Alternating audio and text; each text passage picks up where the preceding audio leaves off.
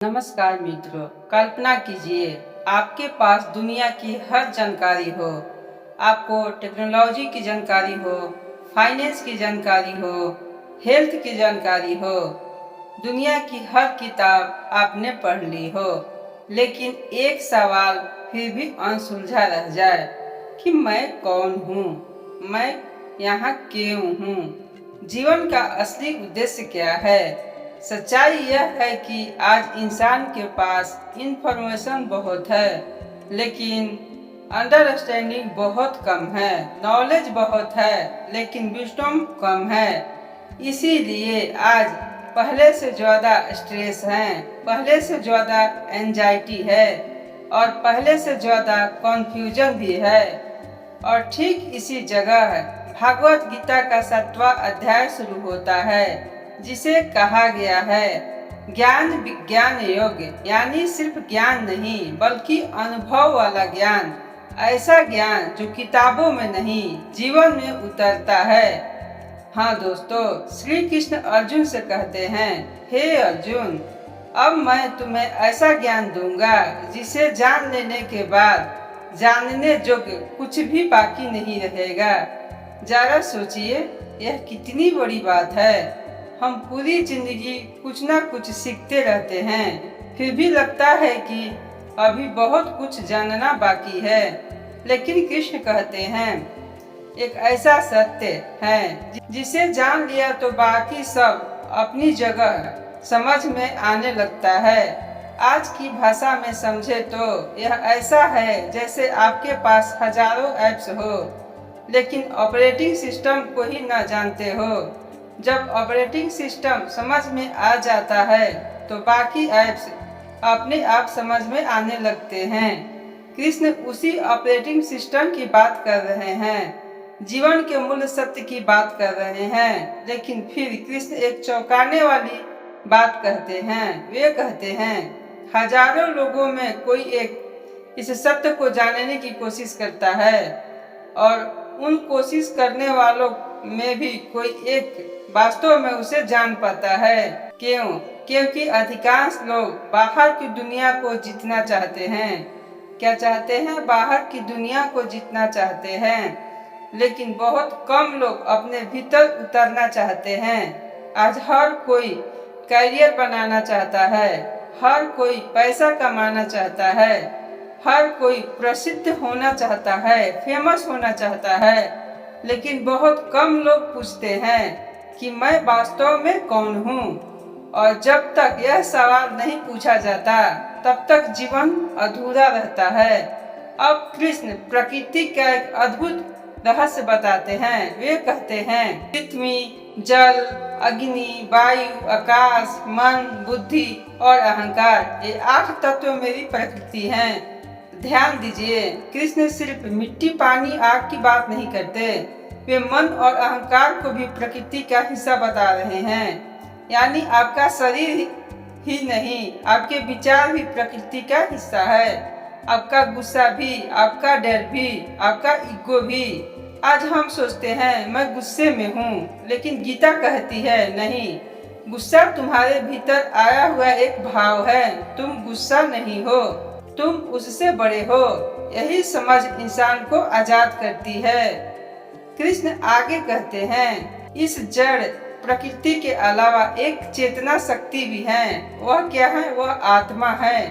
यही आधुनिक जीवन की सबसे बड़ी समस्या छिपी हुई है। हमने शरीर को सब कुछ मान लिया, हमने बाहरी उपलब्धियों को पहचान बना लिया, लेकिन आत्मा को ही भूल गया।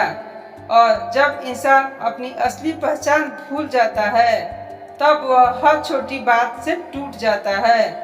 किसी ने बुरा कह दिया तो दुखी हो गया, नौकरी चली गई तो दुखी हो गया, रिश्ता टूट गया तो दुखी हो गया, क्योंकि उसने खुद को उन चीजों से जोड़ लिया है जो बदलने वाली है। अब कृष्ण एक बहुत सुंदर उदाहरण देते हैं। वे कहते हैं, जैसे माला के सारे मोती एक धागे में पिरोए होते हैं, वैसे ही यह पूरा संसार मुझ में पिरोए हुआ है। जरा कल्पना कीजिए, एक माला दिखाई देती है, मोती दिखाई देते हैं, लेकिन धागा नहीं दिखाई देता। फिर भी पूरा अस्तित्व उसी धागे पर टिका होता है। वैसे ही हम दुनिया को देखते हैं, लोगों को देखते हैं, घटनाओं को देखते हैं, लेकिन उस अदृश्य शक्ति को नहीं देख पाते जो सबको जोड़े हुए हैं। क्या किए हुए हैं? जो सबको जोड़े हुए हैं। और यही कारण है कि हम दुख को अकेला समझ बैठते हैं, जबकि वास्तव में हम कभी अकेले नहीं हैं। क्या है? हम कभी अकेले नहीं हैं। लेकिन अध्याय 7 का सबसे महत्वपूर्ण भाग अभी बाकी है दोस्तों, क्योंकि अब कृष्ण एक ऐसा रहस्य बताते हैं जो शायद हमारी अधिकांश समस्या की जड़ है। क्या है? अधिकांश समस्या की जड़ है। वे कहते हैं, यह संसार मेरी माया से मोहित है। अब यहाँ माया का मतलब केवल जादू नहीं है। माया का अर्थ है वास्तविक और अवास्तविक में अंतर न कर पाना। आज की दुनिया में माया कैसी दिखती है? सोशल मीडिया पर किसी की परफेक्ट लाइफ देखकर यह मान लेना कि वह सचमुच हमेशा खुश है। पैसों को ही सफलता समझ लेना, बाहरी सुंदरता को ही मूल्य समझ लेना, दूसरों की राय को अपनी पहचान बना लेना, यही माया है दोस्तों। क्या है? यही माया है। यानी जो चीज अस्थायी है उसे अस्थायी समझ लेना, और जो वास्तव में अस्थायी है उसे भूल जाना। जरा अपने जीवन को देखिए, कितनी चीजों के पीछे हम भागते रहते हैं। नई नौकरी, नई कार, नया घर, नया मोबाइल, ज्यादा पैसा, ज्यादा सामान, और जैसे ही वह चीज मिलती है कुछ समय बाद मन फिर खाली महसूस करने लगता है। क्या महसूस करने लगता है? खाली महसूस करने लगता है। फिर एक नया लक्ष्य, फिर नई दौड़, फिर वही बेचैनी शुरू हो जाती है। तो कृष्ण कहते हैं, समस्या लक्ष्य में नहीं है दोस्तों। समस्या यह मानने में है कि लक्ष्य मिलने के बाद ही खुशी मिलती है। लक्ष्य मिलने के बाद ही खुशी मिलती है, क्योंकि खुशी कोई मंजिल नहीं है। खुशी एक चेतना की अवस्था है। अब कृष्ण 4 प्रकार के भक्तों का वर्णन करते हैं, और यह भाग हमारे जीवन को समझने में बहुत ही मदद करता है। हाँ दोस्तों, ध्यान से सुनिए। वे कहते हैं, 4 प्रकार के लोग भगवान को याद करते हैं। क्या करते हैं? भगवान को याद करते हैं। पहला, आर्त यानी दुखी व्यक्ति। जब जीवन में संकट आता है तब इंसान भगवान को पुकारता है। कहाँ? अस्पताल के कमरा में, आर्थिक संकट में, रिश्तों का टूटता है तब। ऐसे समय में मनुष्य किसको याद करते हैं? भगवान को याद करता है। दूसरा, यथार्थी, जो धन, सफलता और उपलब्धियां चाहता है, वह भी भगवान को याद करता है, वह भी भगवान की शरण में आता है। और तीसरा व्यक्ति कौन है? जिज्ञासु, जिसे जानना है, जो पूछता है भगवान कौन है, आत्मा क्या है, जीवन का रहस्य क्या है, वो भी भगवान के शरण में आता है। और चौथा व्यक्ति है ज्ञानी, जो भगवान को जान चुका होता है कि भगवान कौन है, जो केवल मांगने नहीं आता बल्कि प्रेम से जुड़ता है। कृष्ण कहते हैं, इन चारों में ज्ञानी सबसे प्रिय है। क्यों? क्योंकि वह भगवान को साधन नहीं, स्वयं लक्ष्य मानता है। क्या है? साधन नहीं मानता, स्वयं लक्ष्य मानता है। आज अधिकांश लोग भगवान के पास कब जाते हैं? जब समस्या होती है, जब कोई इच्छा पूरी करनी होती है, जब कोई डर सताता है। और इससे कोई बुराई नहीं है, लेकिन आध्यात्मिक यात्रा का अंतिम चरण इससे आगे है, जहां इंसान भगवान को नहीं खोजता कि उसे कुछ चाहिए, बल्कि इसलिए खोजता है क्योंकि उसे सत्य चाहिए। और फिर आता है अध्याय 7 का सबसे प्रसिद्ध वाक्य, वासुदेव सर्वमिति, अर्थात सब कुछ वही है। क्या है? सब कुछ वही है। सुनने में यह एक छोटा सा वाक्य लगता है, लेकिन इसमें पूरी गीता समाई हुई है। क्या है? इसमें पूरी गीता समाई हुई है। जब आप किसी व्यक्ति में अच्छाई देखते हैं, वहाँ भी वही है। जब सूरज उगता है, वहाँ भी वही है। जब एक माँ अपने बच्चों से प्रेम करती है वहाँ भी वही है। जब कोई गरीब व्यक्ति अपनी आखिरी रोटी बांट देता है वहाँ भी वही है। जब किसी संत के भीतर करुणा बहती है, क्या बहती है? करुणा बहती है, वहाँ भी वही है। कृष्ण कह रहे हैं अलग अलग रूप दिखाई देते हैं लेकिन ऊर्जा एक ही है। क्या है? ऊर्जा एक ही है। अब जरा सोचिए, अगर यह दृष्टि जीवन में आ जाए तो क्या होगा? नफरत कम हो जाएगी, ईर्ष्या कम हो जाएगी, अहंकार कम हो जाएगा, क्योंकि तब हमें समझ आने लगेगा कि हम सब अलग अलग शरीर हो सकते हैं।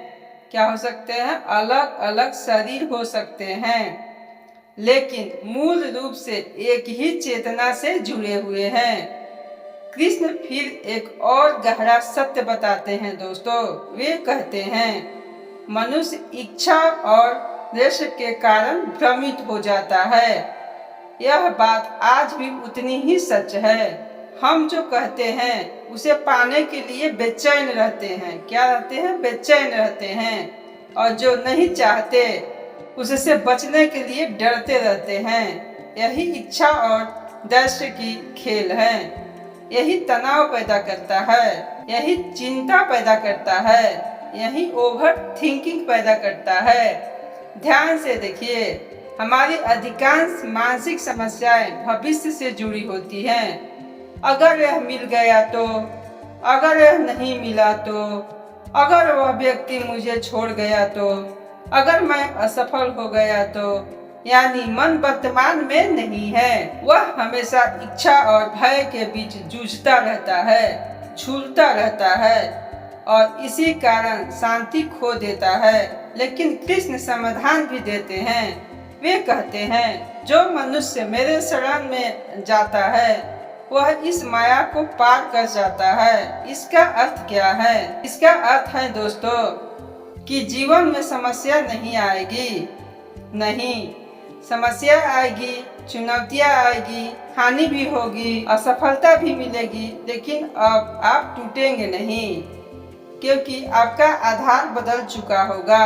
समुद्र की तरह आप भी हमेशा लहरें आती रहेगी, लेकिन उसे शांत करते रहेंगे, गहराई में शांति लेते रहेंगे। समुद्र की सतह पर हमेशा लहरें होती है दोस्तों, लेकिन गहराई में क्या होती है? शांति होती है। अधिकांश लोग सतह पर जीते हैं और ज्ञानी व्यक्ति गहराई में जीता है। लहरें उसे हिलाती नहीं। और यही अध्याय 7 का सबसे बड़ा संदेश है। ज्ञान केवल जानकारी नहीं, ज्ञान वह है जो आपके देखने का तरीका बदल दे, जो आपको स्वयं से मिलवा दे, जो आपको यह एहसास करा दे कि आप केवल शरीर नहीं हैं, आप केवल विचार नहीं हैं, आप केवल भावनाएं नहीं हैं, आप उससे कहीं अधिक हैं। तो अगली बार जब जीवन में तनाव आए, जब मन भ्रमित हो, जब दुनिया समझ में न आए, तो अध्याय 7 की एक बात याद रखिए। जिस सत्य को तुम बाहर खोज रहे हो वह पहले से तुम्हारे भीतर मौजूद है। क्या है? तुम्हारे भीतर मौजूद है। और जिस दिन यह बात अनुभव बन गई उस दिन जीवन बदल जाएगा दोस्तों, क्योंकि तब आप केवल दुनिया को नहीं खुद को भी जानने लगेंगे। और यही है ज्ञान विज्ञान योग का वास्तविक अर्थ। जय श्री कृष्ण दोस्तों। अगर आपको यह वीडियो अच्छी लगी हो तो वीडियो को लाइक और सब्सक्राइब जरूर करें, क्योंकि अगला अध्याय में हम जानेंगे कि मृत्यु के समय मन में जो चलता है वह हमारे भविष्य को कैसे प्रभावित करता है। हाँ दोस्तों, अगला वीडियो आएगा गीता अध्याय 8 का अद्भुत रहस्य के बारे में हम लोग जानेंगे। तो आप चैनल को सब्सक्राइब जरूर कर लीजिए ताकि अगला वीडियो आप देख सके। Thank you.